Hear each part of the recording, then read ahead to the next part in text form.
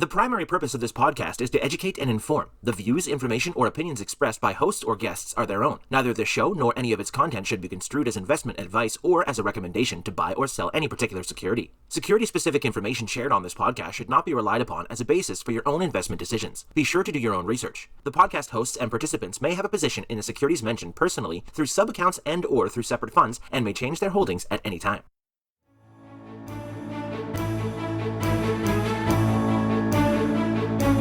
Welcome to This Week in Intelligent Investing, where we examine timely and timeless investing topics to help you become a better investor. Enjoy authentic, unscripted discussion featuring Phil Ordway, Elliot Turner, and other thought-leading investors, brought to you by MOI Global.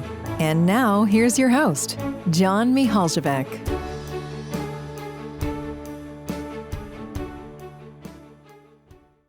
Great pleasure to have you with us for another episode of This Week in Intelligent Investing. We have a great episode ahead, and it's a pleasure to welcome my co-hosts, Phil Ordway and Elliot Turner. Phil, I'll turn it to you to kick it off. Great. Thanks, John. So this week, as we're recording this in the third week of April 2022, and this will probably go down in market history for at least a small segment of the world is the great Netflix bloodbath when Netflix came out and shocked the world with these results that were, I guess in the one hand, not as terrible as they might look, but on the other hand, they shed subscribers for the first time in a decade and put out guidance to lose more subscribers in the coming months and quarters. And just that news alone sent the stock down 40% in one day. And I believe the peak to trough decline is now something on the order of 75%, maybe close to 80%, since its absolute peak just about 5.5-6 months ago, in November of 2021. And somebody on the tweet machine who I like made the point that, it's pretty staggering that 6 months ago, the company was priced at 10, 11 times trailing revenue, and now it's trading and priced at 15 times forward 2022 EBITDA. And I'll come back to those two metrics in a moment. And the problem with that transition from 10, 11 times revenues to 15 times forward EBITDA is that the stock's down 75% in between. And so there's obviously been I don't mean to laugh, but it's just been a bloodbath. I mean, you kind of have to laugh at those types of numbers, right? And I think the really amazing part is that the pain is going to continue, I think, for a little while, at least in the sense that, this isn't going to recover all of that loss in a short period of time, right? I mean, just for that to recover, you're going to have a tripling of the share price in relatively short order, and I think that we could all agree is somewhat unlikely. Now, look, I've followed Netflix for a long time. I admire it as one of the best managed companies I've seen. I particularly admire its investor relations and communications efforts, which I think are remarkably good and remarkably clear. So look, I don't have a dog in this fight. As usual, I try not to talk about things that I own. I've never owned Netflix directly. And even at this price, I'm still not quite sure what to make of it. I mean, one of the things that's always bothered me was the amount of spending that was required. Whether you think the spending was good or bad, it was a very capital-intensive business in a very competitive business. And I think even they admitted in their shareholder letter the other day that the pandemic trends, the subscriber influx during 2020 and 2021 kind of masked the competitive landscape shifting around them, where Disney Plus went from a standing start to now 130 million subscribers or whatever it is, and all the other subscription streaming services that are out there. But look, I mean, this is going to be a rough road now to recover. Anybody who bought Netflix stock at $500 or $600 a share, let alone I think the peak was almost $700 a share, is having a long, hard look in the mirror. And obviously, there was one big, well-known fund manager who bought a huge stake in January and blew out of the whole thing on earnings day a couple days ago. And I think there's a lot of people having that kind of panic man overboard moment right now. And I don't have any specific advice about what to do about that, but I will say that one way to avoid getting into that position is to get off of this carousel where you confuse pricing and valuation. And that was the whole point of that tweet that I mentioned, where, the whipsaw, you would think for a company of this higher quality to go from 10, 11 times revenue to 15 times EBITDA, you wouldn't think would be all that big of a deal, right? You'd think that for a company that's unlevered, still growing, still profitable, still winning in the marketplace in a lot of ways, wouldn't entail a stock price decline of 75%. But that's why I find those multiples so unhelpful and in some ways so misleading. And that's why I always preach to anyone who will listen, the students in my MBA class or anyone else for that matter, is don't let pricing distract you from your valuation work. It's fine to use multiples as a shorthand. Obviously, Michael Moveson's written a great paper about this, which I would recommend to everyone, about the uses and misuses of multiples. But the fact remains that they are just shorthand for an actual valuation process. And so anyone who bought Netflix 5 years ago, I think the share price back then was around $100 a share, is still sitting on an unrealized gain of 100%. And if they did that based on the fact that they thought the cash flows were going to be somewhere around X or Y or Z, and we landed in that range, and those cash flows were discounted at an appropriate rate and proved to be a bargain back then, that's what the game's all about, right? Hats off to those people, and they're probably not that worried about it, right? I mean, sure, it's painful to have had this huge mark-to-market drawdown, but they're still sitting on a massive unrealized gain in a company that's probably going to continue to exist and probably going to continue to prosper for years to come. So yeah, look, this was a painful drawdown. Netflix has had painful drawdowns in the past, just like every other company's had painful drawdowns in the past, and that's just how life goes. But the real damage is for people that got distracted along the way in what they thought they were doing by confusing pricing and valuation. So, Elliot, I know you wanted to chime in with some more thoughts on this safety versus cheap idea too. Yeah. So, I mean, let me put a caveat out of the way here. Like, I'm guilty of holding some things down as much as Netflix. So take anything I say with the knowledge that nothing is Schadenfreude. It's just, I'm trying to offer some observations here. And I think, as Phil said, Netflix has been here before. So that's obviously something that, from a management perspective, Reed Hastings has to consider. And then I'd add two more things. One is, check out my thread on Roku and the consequences of Netflix for that. And number two is, you could look at PayPal. It's basically got the same chart as Netflix. I did a Twitter Spaces that'll come out on this podcast in the coming week or so about a case where I do think management deserves some degree of blame, in contrast to Netflix, where I don't think that's the case. And then the last point before I jump into it, one thing that I think is worth remembering is, in every decade, basically, the best stocks of that decade have drawdowns of 50% or more at some point along the way, if not twice or three times. And so that's the nature of the beast. If you want to invest in great companies, you have to be willing to stare down those drawdowns. But there are a lot of companies who go down by this much that never come back and end up down and out. So it's really hard to say in the heat of the moment that, they'll bounce back. I do think there's some things that feel and look a little different for Netflix right now. Their strategy has to be fundamentally different. And the notion that they'd have to embrace advertising right now is something that raises questions about their assessment of their addressable market. So whereas some companies may be down because the tide's gone out, it's worth asking, is Netflix down because the tide's gone out, or are they down because there's something that is very different after COVID has pulled forward the realization and capture of their TAM? I don't know the answer. I've been spending a lot of time trying to figure that out. And I think it's worth everyone spending the time, right? Everyone says they want to buy low, sell high, but it does seem like a lot of people are like piling into the negativity about a lot of these businesses rather than piling into the source materials and learning about them. So, hey, I'll put that out there.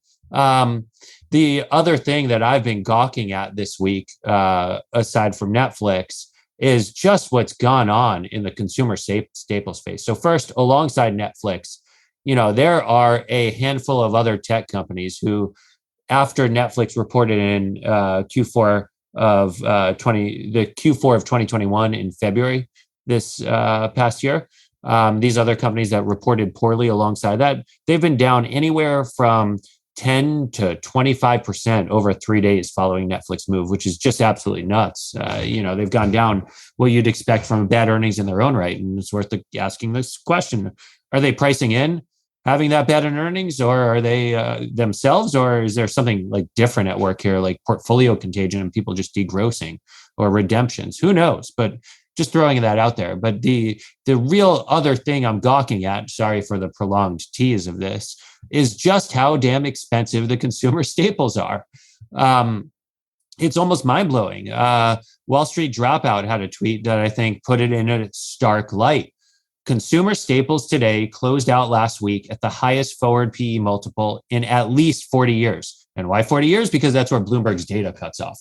22 times forward earnings on the freaking consumer staples, the low growth consumer staples that are actually, some have pricing power, others are actually exposed to inflationary headwinds. So when we hear all this talk about how, hey, this is interest rates going up, therefore people are repricing discount rates, I don't know. There's something different that's in the air than merely just that.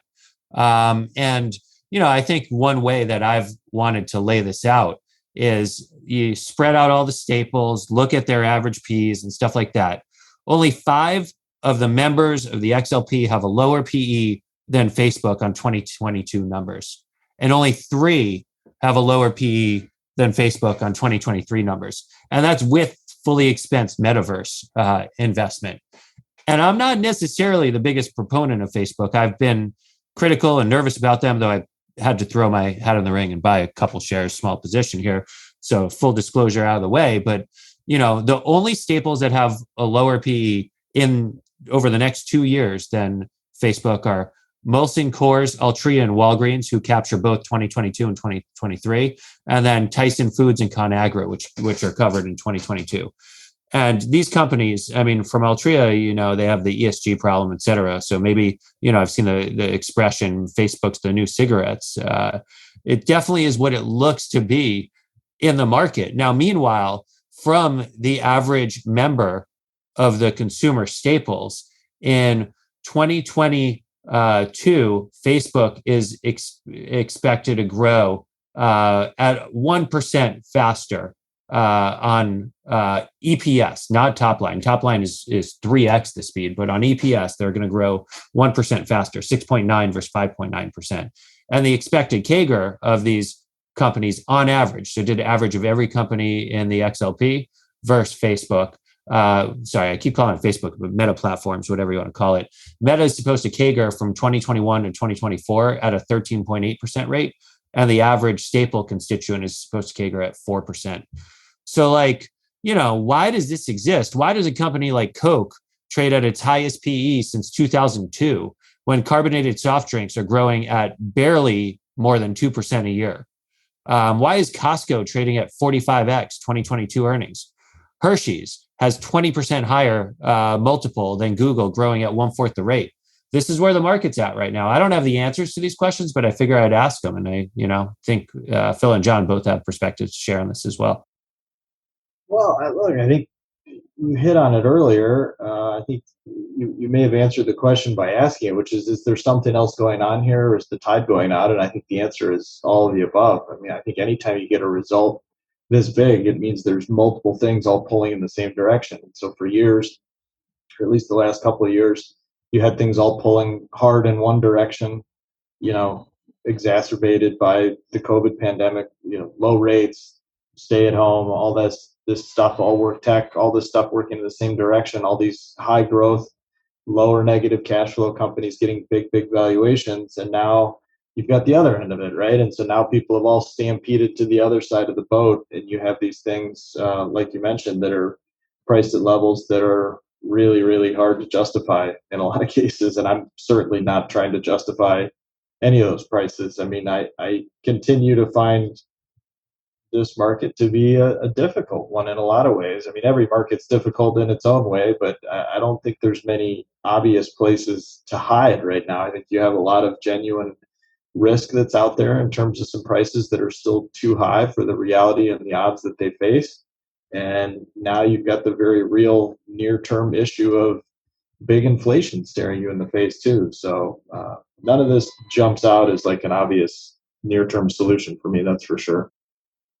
And I'll just add, it's interesting that we have consumer staples stocks at the highest multiples, even as interest rates have moved higher and will probably continue moving higher. So in the past, you could make that argument that high multiples are justified because interest rates were so low. But now the multiples are even higher while interest rates are no longer as low. So it's certainly head scratching, and to me, it's just another confirmation that people like to be part of the herd. They want to be where it's warm inside the herd, and consumer staples is a sector that's still okay. In fact, doing quite well, when other sectors where people looking for great businesses and compounders have gotten hit very, very hard. So, that maybe explains what's going on. I think Costco now is at a great company, by the way. I think that's the obligatory kind of disclaimer whenever talking about Costco. Terrific company, but it's trading at 40 times or 45 times earnings, something like that, which is quite rich. Yeah, we were talking about this a little bit offline. I mean, Costco's probably one of my top 2, 3, 4 favorite companies of all time, both in terms of how I kind of personally enjoy it, and I'm a customer. I've actually never been an investor directly, just because if this seems high, I've never been able to pull the trigger even at lower prices. And there are definitely a couple of points where I kick myself, because I think you can still make a case that over 5 and 10 years, Costco will be just fine. But you're right, John. I mean, it's tough at this price to allocate new capital to it. I mean, the growth is going to be there, but it's not going to be there at a point you can really get comfortable justifying 40 and 50 times the near term earnings to make that math really all that juicy as an investor. So, again, I just keep coming back to the fact that I try to find companies like that I love, that I can understand. And when things really do get ugly, you pile in. And unfortunately, for a great company like Costco, it hasn't had too many of those, although I'm going to look this up right now. I think there was a brief period when there was a COVID slowdown. Yes, I mean, it dipped around September of 2021. It dipped a little bit, and it was around $450 a share versus $575 today. And I think on a forward basis, that was all the way down to 25 or 30 times earnings. I mean, something like that, which again is a multiple, just crude shorthand. It kind of gives you an idea if you want to start working on it. And when I did start working on it, it was attractive. It just wasn't quite as attractive as I would want it to be to really make it a big investment. So I've never pulled the trigger there, as much as I may regret it. I mean, again, you could make a very, very strong case that, let's say this stock today is overpriced by 10, 20, 30%, something like that. And it wouldn't matter in the slightest if you bought it 3 or 4 years ago at $200 or $250 a share, and the stock today, quote, should be trading at $500 a share, right? I mean, that's where I kick myself, because those results, those cash flows, everything is kind of developed in a way that would have been broadly in line with my thinking back then.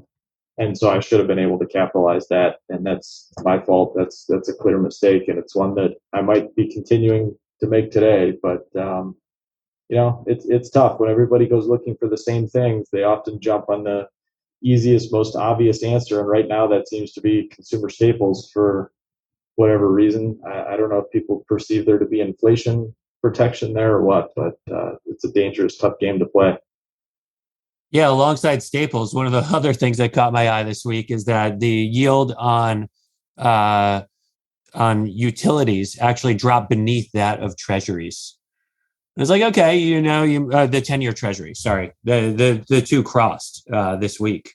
And it's like, sure, utilities are safe. People keep paying their bill, yada, yada. But, which would you rather buy if your true goal is safety?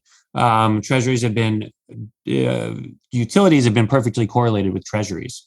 As yields went down, utilities went up and vice versa. And here you have yields going up, and it's still the safety trade, and it's just kind of interesting to see how there's this like bubbling up of safety. And I think if I had to explain what's going on with some of the growth stuffs, Compound 248 has this great tweet on the standard path of a growth to value transition. His stock trades on 1, EV to TAM, then 2, EV to revenue, then 3, EV to gross profit, 4, EV to EBITDA. And he had a recent tweet stamping it with Netflix, you are here, right? They're going from EV to gross profit to EV to EBITDA, and then EV to free cash flow, yada, yada. But the idea being that, in these transitions, there's a great degree of turbulence, and you have to turn over your prior investor base and bring in a new investor base. And it's really hard to find people quickly to kind of warm to the idea that, hey, like Phil, you were saying, Netflix is now 15 times earnings when it was, way more than that on a 15 times EBITDA when it was way more than that on a sales basis. It's hard to get people to like fathom that and realize and be like, oh, I actually got to do my work. Is that a good price to get in on it here? So those transitions tend to be very turbulent. And I think the other force, we did a topic a few months ago about how COVID itself made forecasting for both management teams and investors that much more challenging. And so I just think things are moving so much faster right now that people don't have a good grasp on what they are willing and not willing to underwrite to at the moment. And you're seeing some of the companies like, God, let's destroy the phrase COVID winner, because there are COVID winners who are now back at COVID lows. And I don't know if there is any COVID winner left. And in fact, the COVID losers have won so much that the market actually isn't down over that time, but the COVID winners are. So I don't know, these labels don't even make sense anymore, yet they made so much sense, not even like half a year ago. I was just looking up, thought I might have a COVID winner that was still left, but no, looks like it's pretty much washed out as The well. trade desk. Okay, yeah, maybe. There's a lot going on in that industry too that's independent of COVID. So I don't know. Yeah, I agree. It's such a sloppy term, but I was just looking. I pulled up the Netflix numbers because it's so interesting to me. So if I had told you back in 2018, 2019 that over the next 3 or 4 years, and so let's take a hatchet to 2022 and 2023, because there's just going to be, a lot of pain to take, but the business is obviously not going to disappear or struggle and go down the tubes in any significant way. It'll probably still grow at least somewhat, but just starting back in 2018, by this year or next year, from that starting point in 2018, the revenue will have more than doubled, gross profits will have roughly tripled, net profits will have roughly quadrupled, and free cash flow will have turned positive. And yet you're well underwater from that starting price. So this is why it's so tough, right? Because if you just ignore what you're paying on a cash flow basis and ignore valuation altogether and just start slapping multiples on things, you will have lost money despite the fact that you would have been directionally or even very numerically accurately correct in what you were forecasting. And that's a stunning outcome, I think, for a lot of people to realize, but it's very much true. And Netflix is just the most recent, most prominent example of it. Yeah, to kind of hammer home that point, I see some stocks today trading at multiples below what some people were using as terminal value multiples just a few months ago. So it's like, yeah, well, can't be terminal value if it's still growing and it's there today. And it's still there today. Yeah, I think that's why this is so easy, and why I have really trained myself out of the process of doing, when you're a brand new analyst or you're in school or whatever, you build out these beautiful spreadsheets, these big 13 tab DCFs, and convince yourself that you've figured out the world better than the next guy. And I just think it's the totally wrong way to think, because you start completely hammering into your own head these terminal value multiples or these growth assumptions or whatever, and you become so myopically focused on those specific numbers that drive almost all the value, right? I mean, we've all hopefully at this point figured out that a little tweak here or there to the terminal value is going to have an enormous impact on your discounted present value. And if you can't train yourself out of that, I think you run a huge risk of getting caught up in one of these hurricanes where you wake up one day and the stock's down 70% in 6 months and you're facing a decade-long slog to just get back to even. Yeah, it's really remarkable. I mean, to me, it's kind of the very basics of investing have to do with valuation. What you're paying for something, right? Paying less than something is worth. And I feel like so many investors forgot about that, or maybe never even learned it really, how to value a business. I feel like in the last 5 years, let's say, when compounders were doing so well, investor was kind of synonymous with business analyst, but it's not the same thing.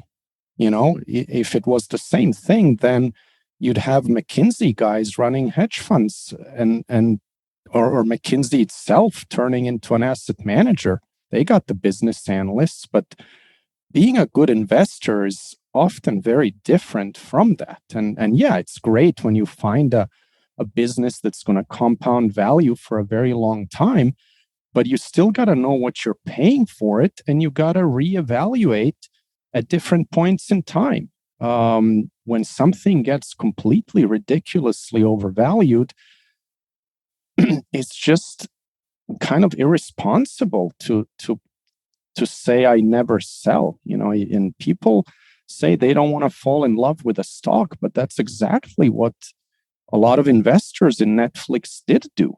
Netflix at 700. If you're not thinking about trimming your position, you're in love with that stock. And I know people who owned it and maybe still own it. I'm not sure, but there was no talking sense into them. It was kind of like, oh yeah, John, you just don't understand the true economics of the business and things like that. But come on, I just honestly could not see the case. Yeah, I tend to agree. Go ahead, Elliot. Yeah, I mean, I'm guilty as charged in some of these things. I think it's harder than it sounds sometimes because you could still underwrite to, I don't know, depending on what you believe is true. The problem is, there will be bumps along the way. So it's about like the skew of the returns from there. And then you got to take into consideration whether you're a taxable or not taxable investor. You have to take into consideration then the extent of how much downside you need to foresee and your precision in selling high and buying low and where exactly that would be. If it's something you're truly intent on owning for a long time.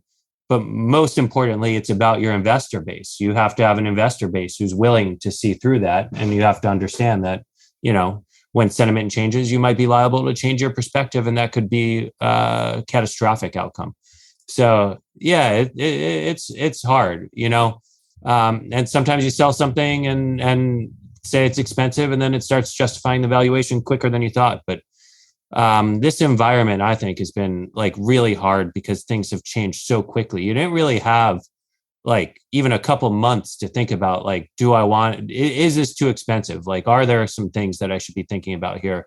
It was like, you basically had like 1 month, not even that. It all happened very quickly. But it was building, right? I mean, it was building over the past couple of years. I mean, certainly since 2020. And so that's why it sucked so many people in, because if someone was very, very legitimately worried about this in 2019, and then it got worse in 2020, worse in 2021, that's a long time for some people to wait. And I'm certainly guilty of some of that too. Like, it just feels like you sit here waiting for Godot in a lot of ways, both on the up and the down. And there's no easy way out of it. So I guess the question I keep coming back to now is like, all right, well, we're here today. So what do we do about this going forward? And as you kind of brought up, Elliot, I mean, safety isn't exactly cheap today in any form, right? I mean, I was looking again at the bond market. I think that's one of the more interesting stories, potentially even more interesting than what's been going on in the equity market in the first quarter of the year and into the second quarter now, 2020. In just the first quarter of the year, it was the worst first quarter results on record for the formerly Lehman, formerly Barclays, now Bloomberg U.S. Aggregate Total Return Index. Worse than 1979, worse than 1980, worse than 1981. back when you had really stratospheric interest rates by comparison and high inflation rates. I mean, there was more of a drawdown in the first quarter this year than then. And, we'll see what happens from here. But I think everybody, similar to the lesson they've been learning about confusing multiples and pricing and taking a lot of valuation risk if they were hiding behind, either faulty assumptions or a bad pricing process, what they thought was a valuation process. Now people are learning about the pain of duration. And so, and I would posit that there's not a great place to hide in most areas of the bond market, and you're going to potentially continue to see a rotation there of people that have been burned by inflation and now try to go hide in shorter duration stuff to at least stop the bleeding. So, my only answer here is, real estate is one answer. If you have truly differentiated real estate, again, at the right price, you can't ignore the valuation there either.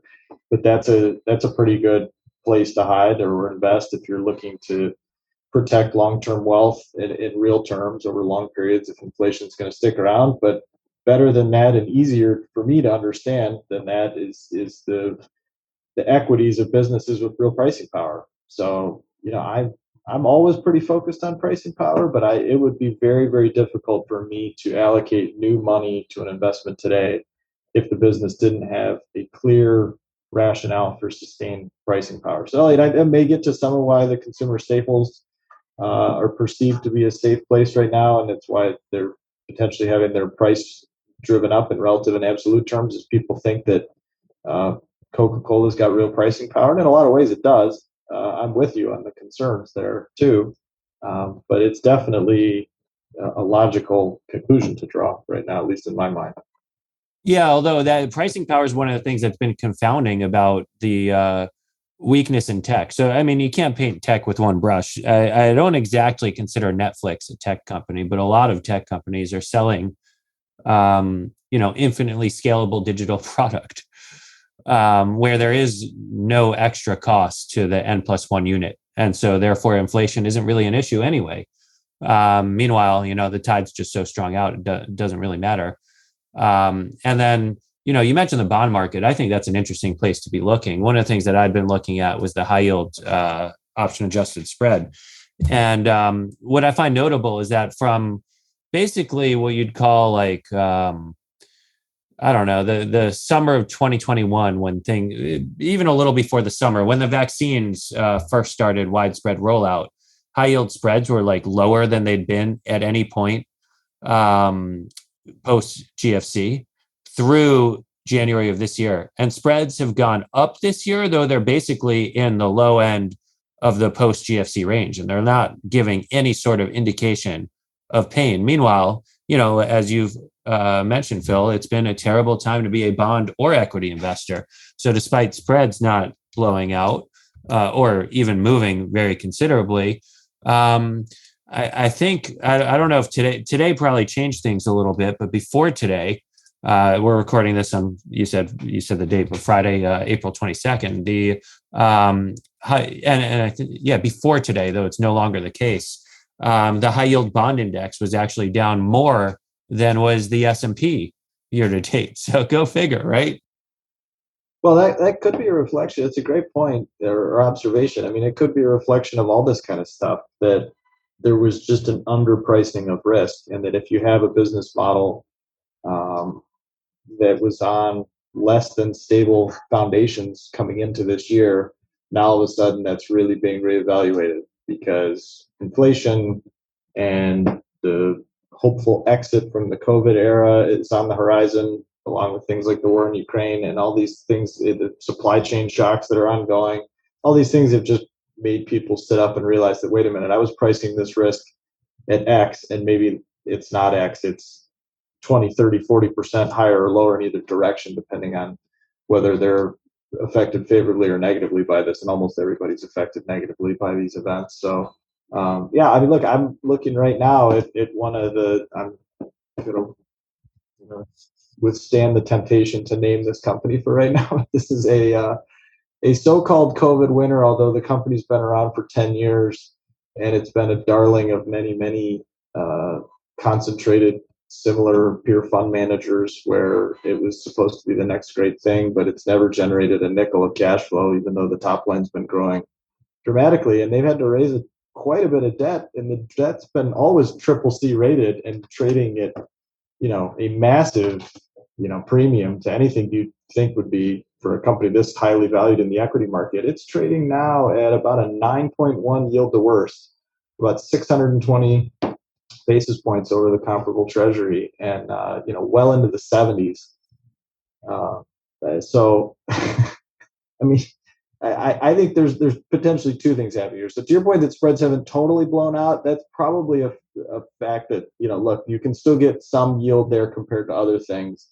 Two, recoveries will probably be reasonably high in a bankruptcy scenario just because liquidity is still so prevalent, right? At least compared to other economic periods of distress, there's not a liquidity shortfall by any stretch of the imagination right now. So any companies that do get into trouble or, God forbid, do have to restructure, you're going to find almost unlimited financing at their disposal. And the old distressed lenders that used to come in and demand a 20% return, got driven down to 8 or 10 or some number for the last several years. It might have crept up 100 basis points or something, 200 basis points lately, but it's by no means back to 15 or 20%. So that probably helps. And I think on top of that is I just don't think you're anywhere near yet seeing a wave of actual bankruptcies and distress that would really cause spreads to blow back out, right? I mean, when spreads really blow out, it's because the market's predicting a big wave of bankruptcies and restructurings. They're going to have real defaults and, loss of capital. And I just don't think that's in the cards for the moment. We'll see. Could change. Yeah, the narrative I'd concocted is slightly different, but somewhat similar, where it's like, what the spread was basically telling you during the COVID period is companies weren't going to be allowed to fail at all. It was that freaking low. And now it's like, companies will be allowed to fail to the same degree that they had been the entire post GFC period. So this is like the normalization outside of COVID, including like normalization of rate regime in terms of level on the Fed funds rates in the 10-year, and normalization of spreads. But it doesn't look like, at least in terms of how I look at this one specific metric, it doesn't look like, the bond market saying like, holy cow, we're heading for imminent recession right now.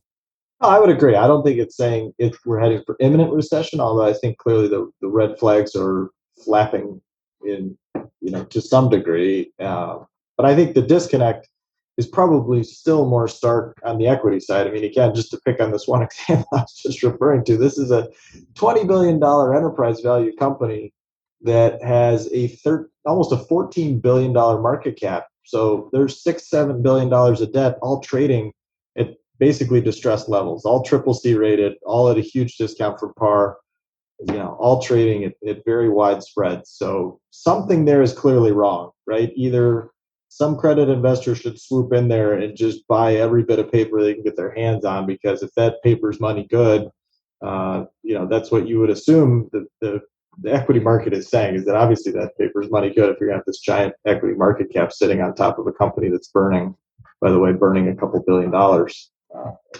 So that does sound interesting. I'm going to try to get you to name names. No, I'm just kidding. But yeah, no, that's a really good point. And I've actually, in 2016, when we had a similar kind of, call it a growth scare, if you will, that started in August 2015 and went through like February 2016. Spreads got much higher in high yield land. But one of the areas that I think was interesting, that is probably interesting in fertile, I shouldn't say probably, it is interesting in fertile hunting grounds now, is when things were pretty juicy, there was a lot of convertible issuance from some of these growthier names. And they did so, not quite zero coupon all the time, but anywhere from 0 to 1% coupons that are now being priced for actual yields. And in 2016, I found one especially interesting situation where I was able to get a convertible bond for equity-like returns to maturity with a kicker on the option side that ended up in the money. And, I'm trying to find the next one of those right now, because I do think there's something out there like that. Though in some cases, these strikes on the option side are a little too juicy for me.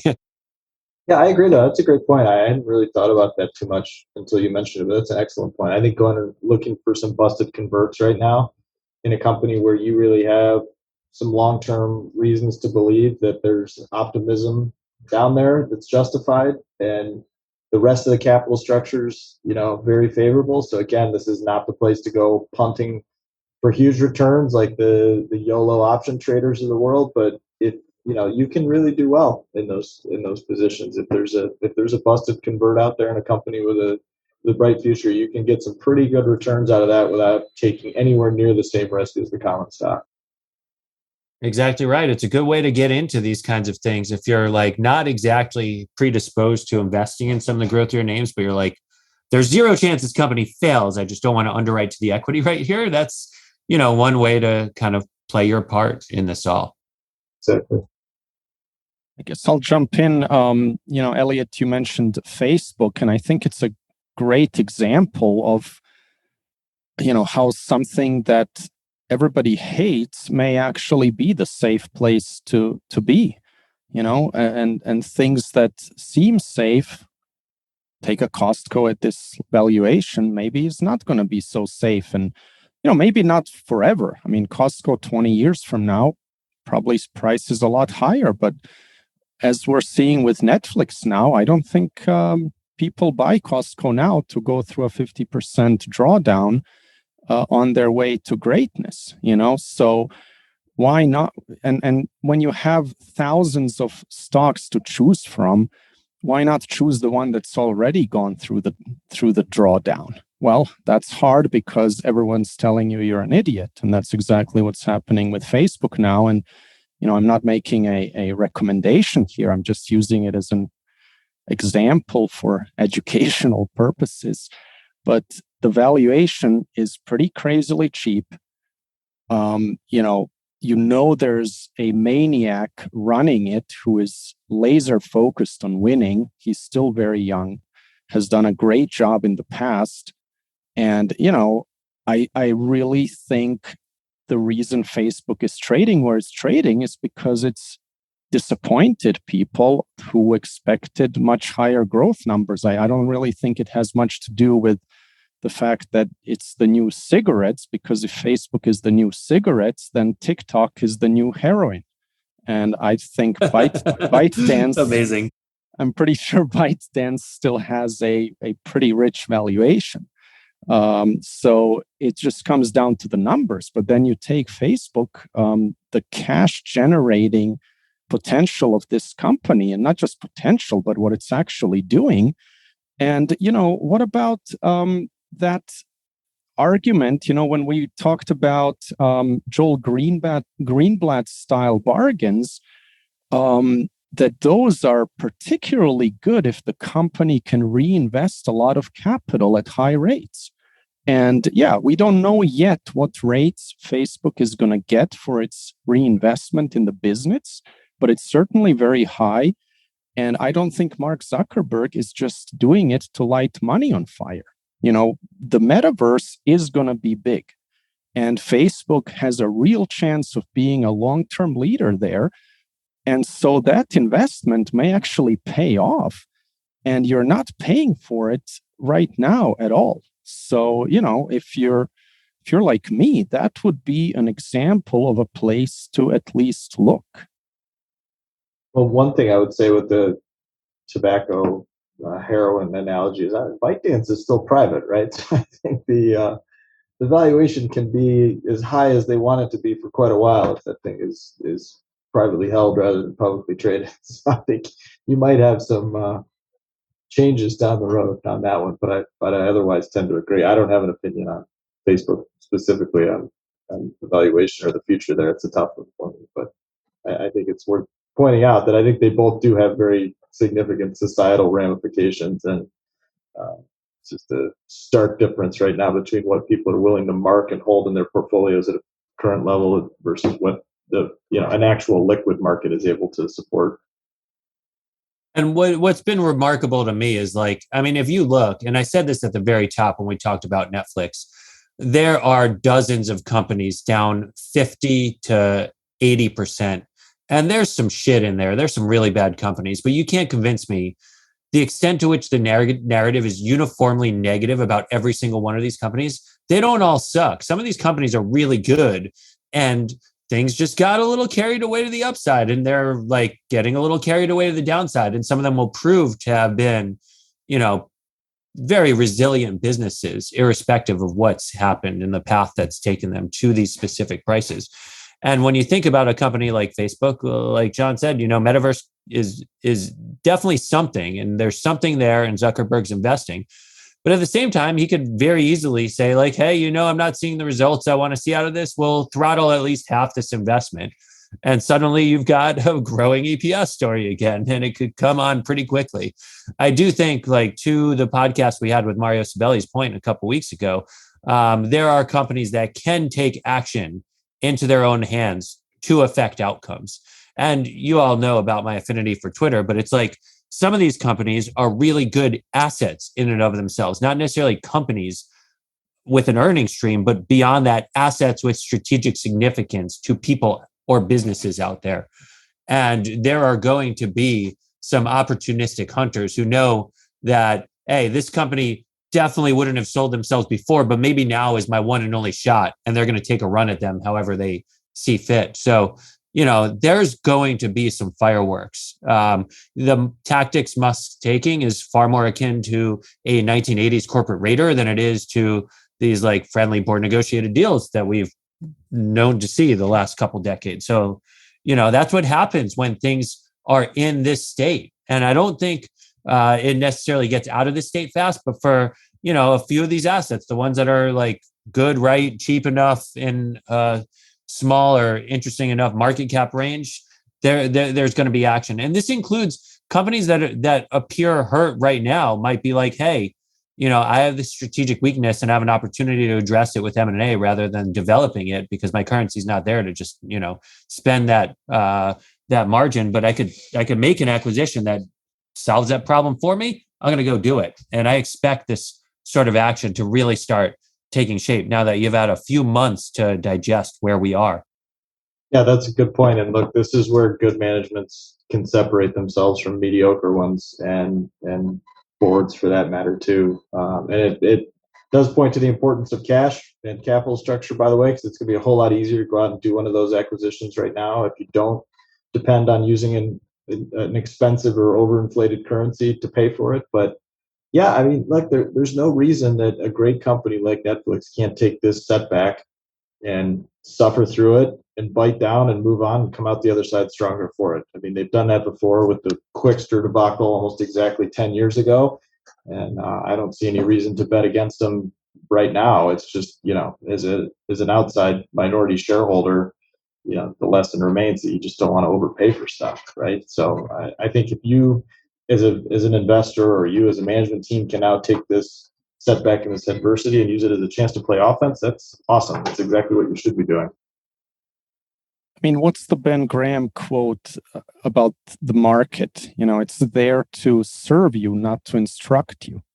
And I think the vast majority of investors have it exactly the other way. They feel the market is telling them something. And yeah, it's telling something for sure, but it's not telling you what's really relevant long term. So when the market is basically telling you that a company can do no wrong and it can only keep going higher, that's probably when you should be skeptical. And when it's telling you that it can do no right, that's when you may want to think about the other side. And being just contrarian for contrarian's sake is not the way to go either. But if you're going to talk about where your time is well spent in terms of looking for ideas, I feel like that's how you need to do it. Why would you break your head right now over whether Tesla is a good buy at over $1,000 when you have so many companies beaten down 50, 70% right now? And as Elliot correctly said, some of them deserve it, but many of them don't deserve to be down so much. go look at those. Don't try to analyze whether Tesla is going to 3,000. Just pass on it. You know what I mean? So, but that's hard to learn, and I think it just goes against the herd mentality. Yeah, it definitely does. It's easier said than done, but these are interesting times, and that's, just have to make the best of the opportunity that's served up in front of you, right? Amen to that. Great. Well, thank you so much, guys. Fascinating discussion. I have a feeling we're going to have more opportunity for similar discussions in the coming weeks and months. So I'm sure we'll be touching on some of the similar things here going forward as well. Phil, did you have a last word for us? No, that was really it. Unfortunately, I don't have any. I put together some thoughts as to other places to look and invest, but I think the thoughts we shared and Elliot's particular point about looking at busted converts and my thoughts about, just finding companies with real pricing power at reasonable valuations that you can own for a period of time is about the best we're going to do. Sounds good. Well, thank you all for listening. I hope you enjoyed it. Till next time, goodbye. Thank you for listening to This Week in Intelligent Investing, brought to you exclusively by MOI Global, the research-driven membership organization. Learn more at moiglobal.com.